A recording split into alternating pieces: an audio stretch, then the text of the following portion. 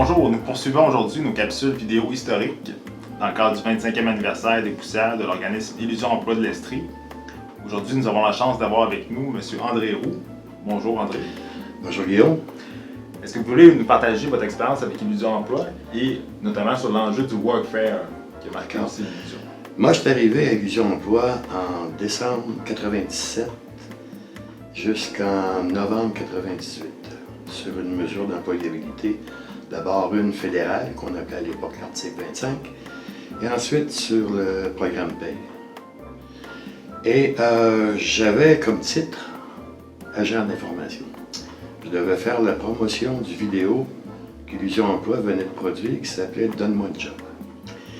Mais antérieurement, j'avais passé une dizaine d'années à la Ligue des droits et libertés, notamment sur le comité des droits économiques.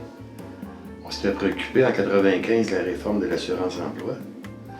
Et en 96-97, la loi 37, qui s'est appelée plus tard, curieusement, la loi sur l'aide aux familles et aux personnes. Et j'ai eu l'occasion de défendre les mémoires de la Ligue des droits et libertés en commission parlementaire. À l'époque, c'était Louise Arel qui était ministre responsable de la Sécurité sociale et M. Lucien Bouchard, premier ministre. Dans le projet de loi 37, il y avait une obligation de travail. Travailler, participer à des mesures extra, programme paye, programme d'aide à la recherche d'emploi, tout ça.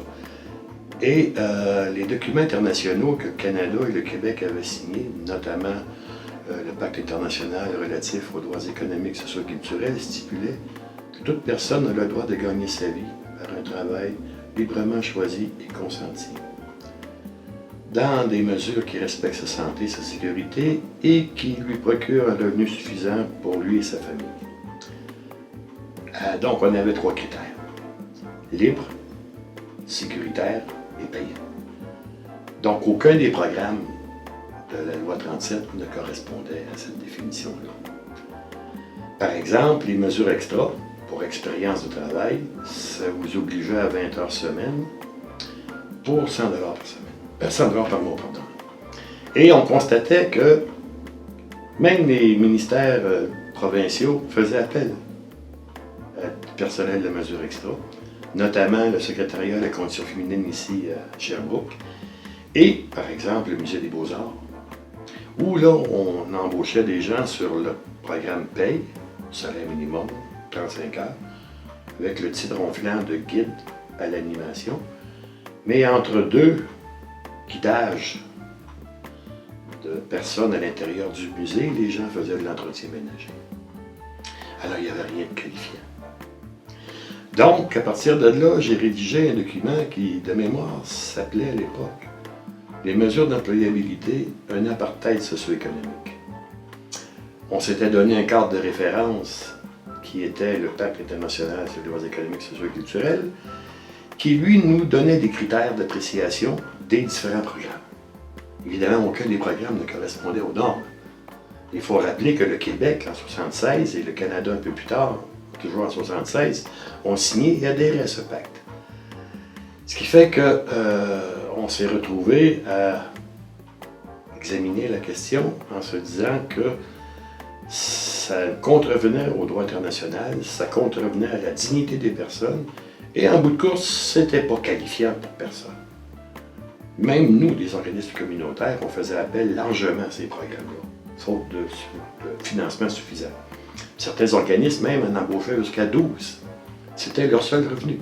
Parce que l'organisme qui recevait avait un fabuleux 100 $ par mois lui aussi.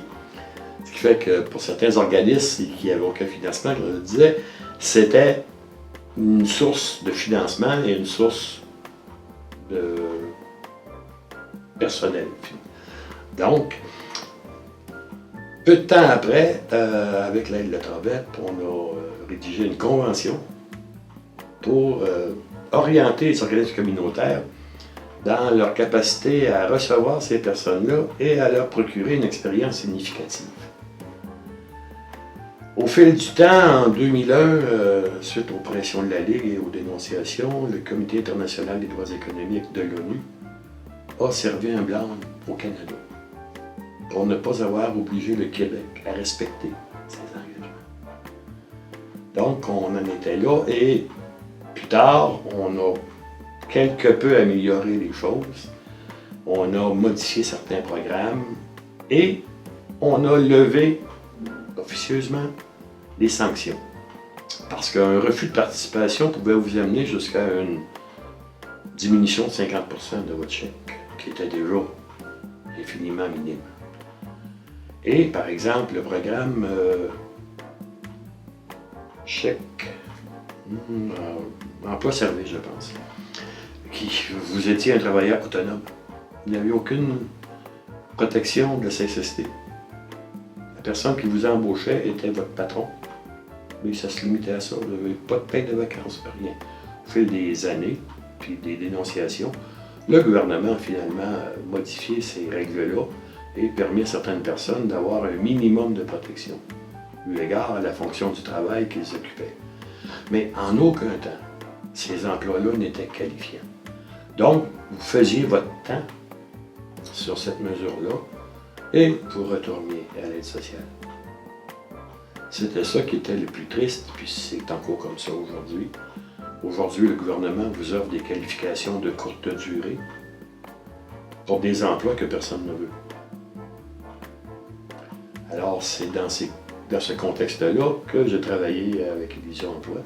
Je pense qu'on peut dire qu'après 25 ans, le boulot était fait. Pas totalement. Évidemment, il y a encore beaucoup de choses à faire.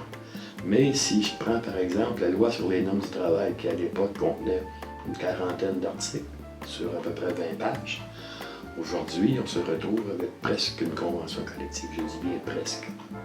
Et quand même, on est passé d'une trentaine d'articles à plus d'une centaine. Donc, le travail des organismes communautaires et celui des Illusion Emploi a été très utile. Permettre aux gens d'avoir un minimum de dignité dans leur travail et d'avoir un revenu suffisant. Merci d'avoir partagé votre expérience. C'est plaisir.